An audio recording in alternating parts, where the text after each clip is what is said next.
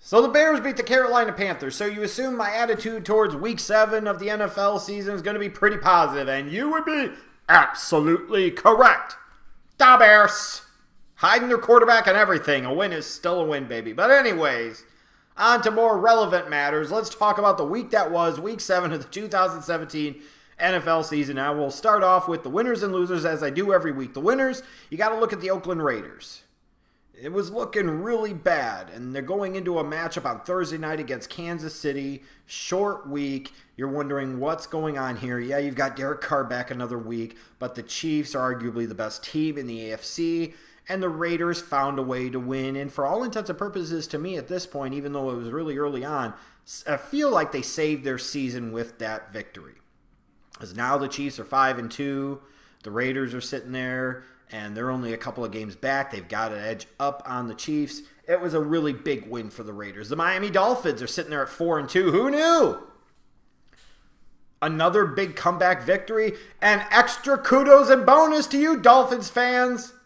I told you Cutler wouldn't make it 16 games. Now you get the Matt Moore experience, so you're probably better off. In fact, I know you're better off. So it's a big win. You beat the Jets, you go to 4-2, you're tied for first in the division, so to speak, into the loss category, and you don't have to worry about Cutler playing for a week or two, or hopefully for your sakes, longer. The Pittsburgh Steelers a couple weeks ago were kind of, I wouldn't say giving them up for dead, but really counting them out. Then they proceed to go on the road, beat the Chiefs, and then at home, they whoop up on the Bengals pretty good. Now they're sitting at 5-2. They're tied for the best record in the AFC. They've beaten the Chiefs. They are 3-0 in their division. They're really in the catbird seat in the AFC North and potentially for getting a first-round bye in the playoffs, which would be critical for that organization if they could do so. And I got to look at the Philadelphia Eagles, man.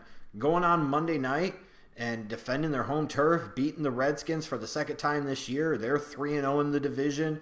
They're 6-1. They're the leaders of the NFC. How could you not like what the Eagles did? In terms of the losers, the Indianapolis Colts. It's one thing to lose to the Jags. It's another thing to give up, 10 sacks and get shut out by them. What a disgrace. What a joke. And then from a loser's standpoint, you get the news about Andrew Luck's shoulder. There's much more to the story than what you're being told. And then Malik Hooker tears up his knee. He's out for the year. That's unfortunate because he's a stud, and now he's not going to be there. So in a season full of losses for the Colts, it just gets worse. The Denver Broncos. What the hell is going on? A week after getting housed at home by the Giants, now they go to the soccer stadium, play a mediocre Chargers team, and they get shut out. That's embarrassing. Terrible. But the worst embarrassing and terrible of the week was the Atlanta Falcons. The rematch, as it was billed. And it is what it is. Different year, different teams, even if a lot of the players are the same. No two seasons are ever exactly alike. But for Atlanta to go up there on that foggy night and not score a touchdown or score any points until late in the fourth quarter was just indicative of how good this team isn't this year. And as I've referenced multiple times before, they're basically 2 breaks away from being a 1-5 football team. And to go on the road to New England, the team that you lost a 28-3 lead in the Super Bowl to, and go up there and really not put up much of a fight, I don't see how anybody other than the Atlanta Falcons can be the biggest losers of the week. That's how I see it. You can disagree with me. I don't care. Sorry, Falcons fans. Kiss my ass.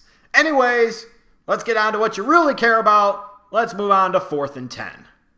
When it looked like the Raiders were on the precipice of a lost, disappointing season, Derek Carr throws for over 400 yards. Amari Cooper springs to life, gets over 200 yards receiving, and the Oakland Raiders pull out a last-second victory against the divisional rival Kansas City Chiefs on Thursday night.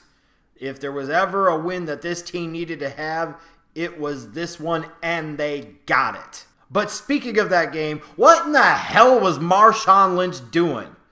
I wish he showed that much burst as a ball carrier. I mean, he was running with some gazelle-like 4.35 type of speed to go out there and try and break up the fight. Dude, if you had this much passion and emotion running the football, the Raiders' offense would be that much better off, and the team would probably be in a much better position. I just wish Marshawn Lynch cared more when he's actually playing as opposed to just caring when it comes to bumping a damn rough. The Chicago Bears scored 2 defensive touchdowns by Eddie Jackson, and they went on to beat the Carolina Panthers 17-3. You're hearing that right. The Chicago Bears defense outscored the Carolina Panthers offense 14-3. The Chicago Bears on Sunday held Cam Newton and that explosive Carolina Panthers offense that had had some big games over the past few weeks to 3 damn points. 3 points! And that's with that team completely and totally playing chicken shit football and being afraid of their damn quarterback.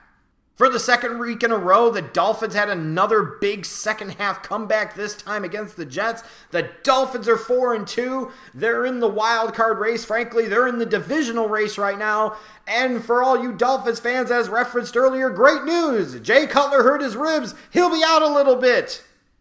You might look finally decent for an entire game on the offensive side of the ball. Leave it to the skid marks to ugly up a game in terms of slowing a game down, playing pretty good defensive football, sending the game into overtime against the Titans, and then proceed to lose 12-9. The Browns are sitting at 0-7 and wondering what's going on with their quarterback situation. And the truth is, as we've now seen, they don't have one. When the Jacksonville Jaguars defense is on, it's really on. Another impressive performance for them Sunday, even if it was on the road at Lucas Oil Stadium against a crappy Colts team. The fact is, if you can sack an opposing quarterback 10 times, you're doing something right. Anytime you can shut out an NFL team, no fluke plays, no field goals, no safeties, no anything. You can go on the road and shut them out 27-something. You're doing something right. Carson Palmer broke his left arm Sunday in London against the Rams, and you have to wonder if this is the end of the road for Carson Palmer in Arizona, maybe the end of the road for Carson Palmer's career, and you really truly have to wonder if this is the end of an era for the Arizona Cardinals. Carson Palmer's not getting any younger. Larry Fitzgerald might be playing his last year, and you have to wonder when you combine those two factors and you look at the trajectory of this team and it's not upward, is this potentially Bruce Arians' last year in the desert? With all the talk about will he be suspended, won't he be suspended, is he going to play, is he not going to play, all Zeke did against the 49ers on Sunday was feed, kind of Ryback-like in terms of feed me more. Zeke was left, he was right, he was straight up. Those freaking 49er asses on defense all game long. And from the Cowboys standpoint, you wonder maybe he should have just sat out the 6 games because you probably would have the same record that you do now. But man, when you see a guy like Zeke do what he did on Sunday, when he really plays like Zeke can, it is just flat out awesome to watch. In the category of, I don't know if we quite fully saw this coming, the Philadelphia Eagles are now 6-1. They're in first place in the NFC East. With distance between them and the Redskins and the Cowboys. They have the best record in football. They are right now the #1 seed in the NFC. The Philadelphia Eagles, believe it or not, and it has a lot to do with their defense, but it also has to do with the development of Carson Wentz and the improvement of the talent on the offensive side of the ball around him. Carson Wentz threw for 4 TDs.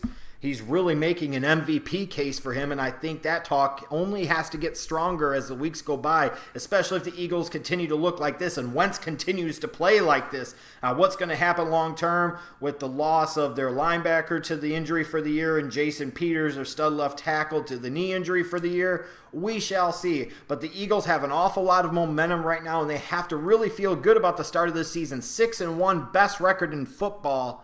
And they're doing it with a second-year quarterback who still has room to grow and improve. How crazy is that? And they're 3-0 in the division. And all I've got to say to that is, hey, skid marks, don't you wish you drafted Carson Wentz now like the hell I told you to?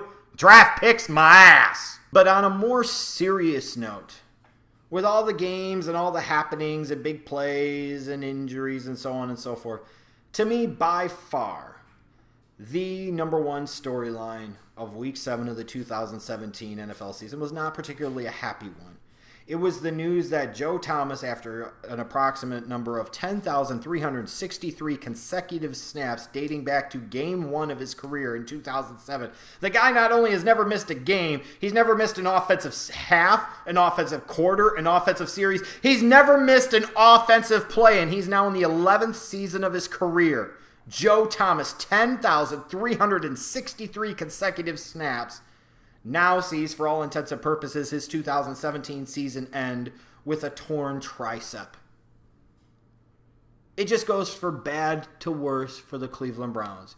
Quarterback situation's a mess. Your offense stinks. Your defense is improving, but frankly still has a long way to go. You're 0-7. Your head coach and your front office aren't getting along. You have to wonder if it's going to be another clean house situation at the end of the year. And it's been like that, unfortunately, throughout Joe Thomas's entire NFL career. One of the hardest things to find in the National Football League after a big-time franchise-type starting quarterback and an elite edge rusher is an elite left tackle. And really, frankly, since day one of his NFL career, going back to 2007, Joe Thomas has been an elite left tackle. He has been, beyond question, the face of that Browns organization in terms of positive things for over a decade now. When you think about the skid marks and all the crappy play and all the crappy players and all the crappy seasons and all the crappy records, the crappy coaches, the crappy front office, the one thing you cannot make fun of, and God damn it, on my watch you will not make fun of, is Joe Thomas. And I look at Joe Thomas, and you've had other players over the years that have had Hall of Fame careers that have been wasted by bad organizations.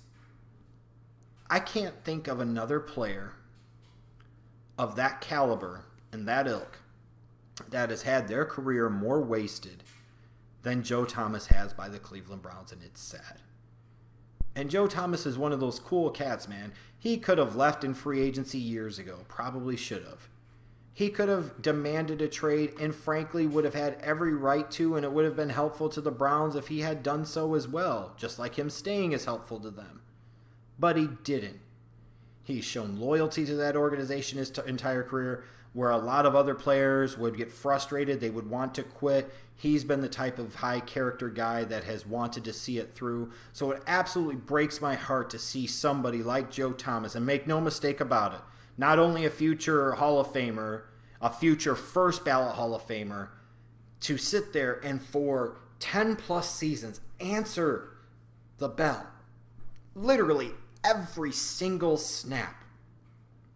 To basically have his tricep snap in the midst of yet another lost Cleveland Browns season, which every season in Cleveland that he's played there has been a lost season, is the real tragedy and the real shame. It's unfortunate, it sucks, but that is football. But when I think about those players that I respect in the league, those players that I look to, and I'm like, you know what? You'll never hear a bad word about them out of me, unless they really, really do something to deserve it. One of those guys at the top of the list, I think the creme de la creme of football players, professionals, good people in the National Football League, is Joe Thomas.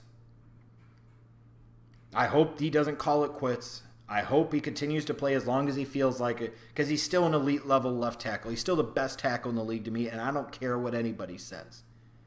Other great tackles in the league get to play with better talent around them, better quarterbacks, better talent on the offensive line, better running games, better receivers, better tight ends. He doesn't get to play with any of that shit.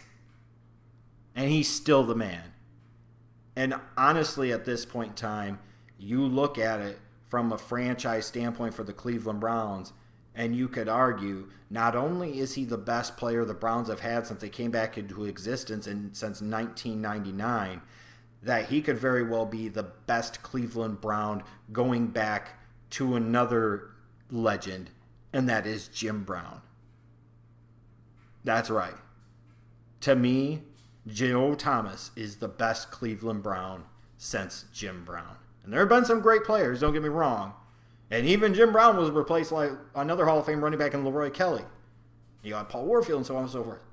But to me, the best Cleveland Brown since Jim Brown is Joe Thomas. And it sucks that he's out for the rest of the year. There's hoping that he's back in 2018 and he's manning left tackle for yet another lost Cleveland Browns season.